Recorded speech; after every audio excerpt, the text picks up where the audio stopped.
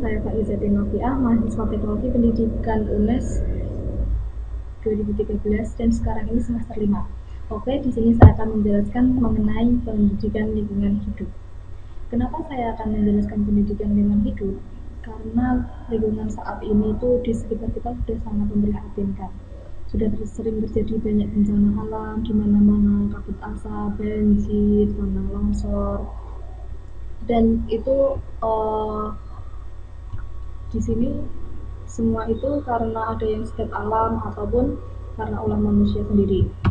Dan pastinya semua yang terjadi itu ada sebab ada akibatnya. Seperti halnya tidak akan ada asap kalau tidak ada api. Nah, di sini itu saya akan menjelaskan mengenai sebab dan akibat yang terjadi dari ulah-ulah manusia tersebut. Di sini keluar dari kejadian alam akibat alam sendiri, namun ini akibat dari satu kelalaian manusia. Yang pertama, kelalaian manusia saat ini yang ada itu mereka sering lalai dan tidak sadar dengan apa yang mereka lakukan. Mereka cenderung apatis terhadap lingkungan, seperti membuang puntung rokok sembarangan, bakar-bakar sampah sembarangan. Hal itu sangat membahayakan, terutama jika mengenai hal benda-benda yang mudah terbakar. Contohnya ketika membuang puntung rokok di hutan, mereka beranggapan nanti puntung rokok itu akan mati sendiri, tetapi lain halnya saat ini sedang musim kemarau, jadi keadaan di sekitar kita itu sedang kering, jadi mudah sekali untuk terbakar. Kemudian terjadilah kebakaran hutan, kebakaran ladang, kemudian terjadilah kabut asap. Saat ini sedang terjadi kabut asap itu di daerah Sumatera, di Riau, Pekanbaru. Mereka korban-korban di sana itu sangat menderita, sangat memprihatinkan. Mereka itu hidup itu dalam kepungan asap di rumah, dalam rumah aja udah ada asapnya, apalagi keluar rumah. Kemudian bayi-bayi di sana yang baru lahir gitu kan, harusnya menghirup udara yang bersih, tapi sudah menghirup udara yang tercemar oleh kabut asap ini. Dan sekarang di sana itu kabut asap sudah banyak menelan korban, terutama anak kecil, balita-balita itu yang tidak kuat, kemudian meninggal dunia. Tidak hanya itu, untuk orang dewasa itu sudah mencapai puluhan ribu yang menderita ISPA. ISPA itu infeksi saluran pernafasan akut, jadi itu sangat berbahaya sekali. Dalam jangka waktu tertentu, sang penderita dapat mendadak meninggal. Jadi itu sangat berbahaya sekali. Tetapi pemerintah Indonesia itu sangat seperti lamban penanganannya.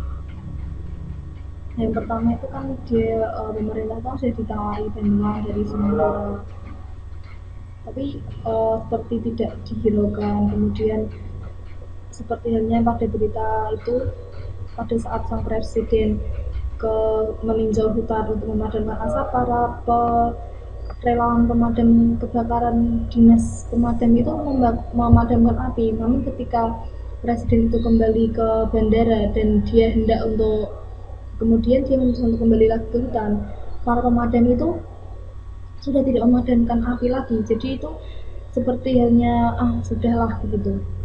Tetapi kemudian kini berita terbaru lagi, di hutan-hutan tersebut telah dibuat kanal-kanal, kemudian sudah diairi, jadi kemungkinan api akan cepat padam. Nah, kemudian akibat keserakahan manusia. Dahulu hutan-hutan yang rimbun, yang sejuk, yang menyejukkan mata, diubah dengan gedung-gedung tinggi pencakar langit yang tidak ada resapan airnya. Iya, walaupun dibuat resapan air, tapi resapan air itu tidak sekuat dan sebanyak dari hutan-hutan. Hutan itu kan pohon-pohonnya itu banyak akar-akar yang di bawah tanah. Nah, fungsinya itu untuk penyerapan air. Kemudian kalau sudah di atas tanah diganti dengan tanaman gedung-gedung dari beton-beton, itu selain keadaan cuacanya jadi semakin panas, kemudian mudah juga banjir ketika musim hujan datang. Nah, ini adalah korban banjir yang sering terjadi ya di beberapa daerah di Indonesia, salah satunya di Jakarta. Jakarta itu merupakan ibu kota dari Indonesia. Nah, tapi di Jakarta itu malah sering sekali terjadi banjir karena di Jakarta itu sudah banyak sekali gedung-gedung pencakar langit dengan penghijauan yang kurang. Jadinya masyarakat itu yang di daerah elit itu mungkin tidak terkena banjir ya, karena di sana sudah didesain sedemikian rupa sehingga tidak banjir. Namun korban-korbannya itu masyarakat yang kecil itu jadinya kasihan, sudah itu setiap tahun langganan banjir. Nah, kemudian itu kurangnya kesadaran masyarakat kita itu. Selain menyalahkan pemerintah, mereka itu juga kurang sadar sendiri. Seperti halnya sudah diingatkan jangan buang sampah di sungai, tapi mereka masih hanya buang sampah di sungai. Kemudian dengan banyak yang tinggal di bantaran sungai seperti itu.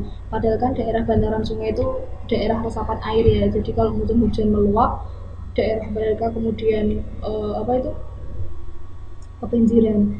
Jadi masyarakat itu juga kurang sadar, kalau saya membuang sampah di sungai nanti menyumbat sungai jadi banjir, dan saya juga korbannya, itu enggak, mungkin kurang juga.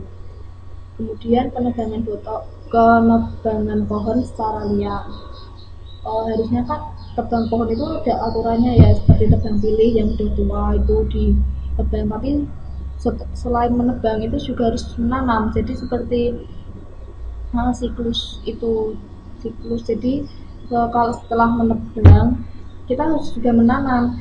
Jadi misalnya itu tidak gundul. Kalau gundul itu nanti jadi penahan dari tanahnya itu sendiri itu nggak ada, karena akar dari pohon itu selain menahan air juga bisa menahan tanah. Kalau pohonnya udah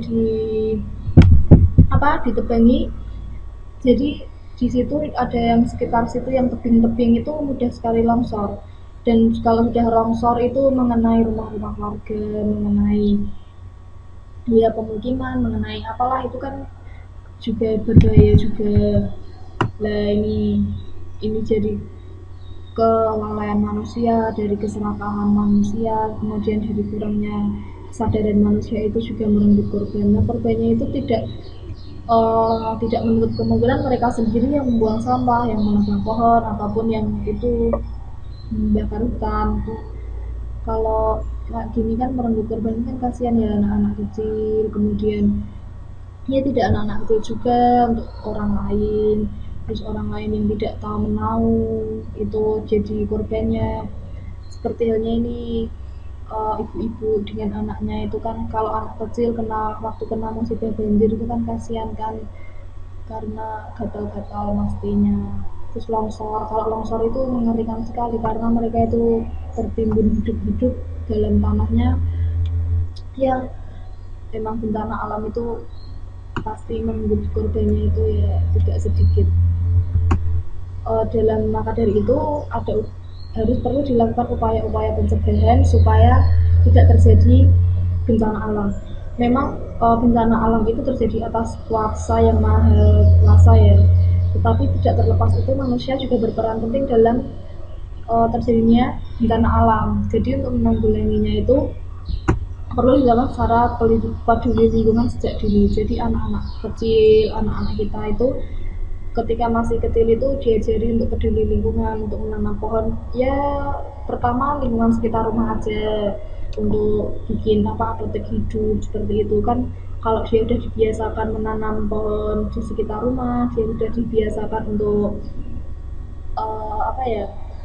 melakukan penghijauan di sekitarnya, itu kemungkinan ketika besar dia itu juga akan melakukan penghijauan di sekitar di tempat lain. Kemudian biasakan hidup tertib dengan membuang sampah pada tempatnya, tidak membuang puntung rokok sembarangan, tidak membakar sampah sembarangan. Ya hidupnya itu ditata supaya rapi, tertib, rumahnya bersih, tempat tinggal sekitarnya bersih, lingkungannya bersih itu kan. Kemudian menjaga hutan-hutannya tertib, dan kemungkinan juga bencana alamnya yang meminimalisir terjadinya bencana alam. Kemudian tingkatkan kreativitas. Kreativitas di sini adalah untuk mengolah sampah. Jadi sampah-sampah yang tidak mudah terurai itu jangan langsung dibakar, karena kalau dibakar itu dapat menyebabkan kebakaran.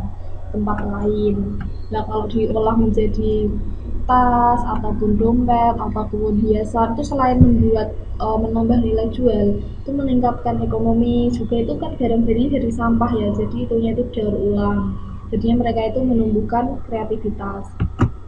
Kemudian ya mari mulai dari sekarang marilah kita jaga bumi kita, sayangi bumi kita, semakin tua kemungkinan supaya lebih lebih baik lagi, lingkungan kita lebih sehat dan kemungkinan terjadi bencana alam itu semakin sedikit. Terima kasih, selamat menjaga lingkungan. Wassalamualaikum warahmatullahi wabarakatuh.